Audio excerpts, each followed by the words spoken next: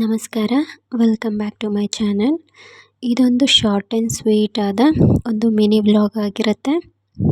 ವರಮಹಾಲಕ್ಷ್ಮಿ ಹಬ್ಬದ ಹಿಂದಿನ ದಿನದ ವ್ಲಾಗ್ ಆಗಿರುತ್ತೆ. ನಾವು ಶಾಪಿಂಗ್ಗೆ ಅಂತ ಅಂದ್ಬಿಟ್ಟು ಈಗ ಹೊರಟಿದ್ವಿ.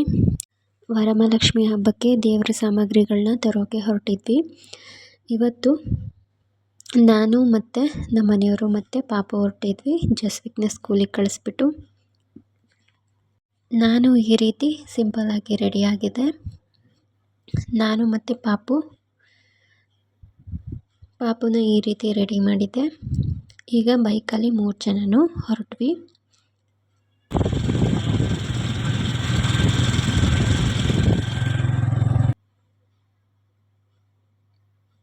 ನಾವು ಆಲ್ರೆಡಿ ಹೋಗೋಷ್ಟರಲ್ಲಿ ತುಂಬಾ ರಶ್ ಇತ್ತು.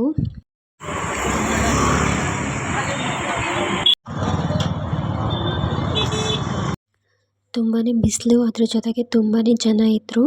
ಒಂದು ಐಟಮ್ ಏನಾದರೂ ತೊಗೋಬೇಕು ಅಂತ ಅಂಗಡಿ ಒಳಗೆ ಹೋಗಬೇಕು ಅಂದ್ರೇ 5 ಮಿನಿಟ್ಸ್ ಹಿಡಿತಾ ಇತ್ತು.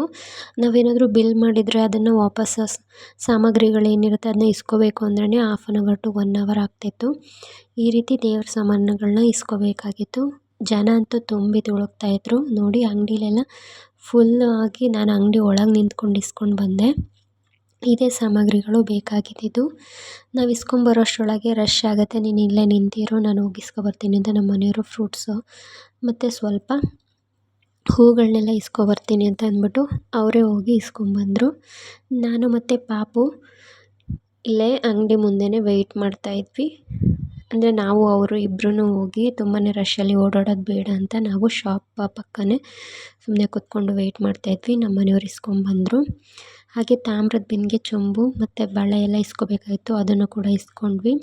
ಹಾಗೆ ದೇವ್ರ ಸಾಮಾನೆಲ್ಲ ಇಸ್ಕೊಂಡು ಈಗ ಮನೆ ಹತ್ರ ಬಂದ್ವಿ. ಇಲ್ಲಿ ಎಲ್ಲ ಸಿಗ್ತಿತ್ತು, ಆದರೆ ಗೋಮೂತ್ರ ಮತ್ತು ದೇವ್ರದ್ದು ಪುಸ್ತಕ, ವರಮಹಾಲಕ್ಷ್ಮಿ ಪುಸ್ತಕ ಏನಿತ್ತು ಅದನ್ನೇ ತುಂಬ ಲೇಟ್ ಆಯಿತು ಸಿಗೋಕ್ಕೆ.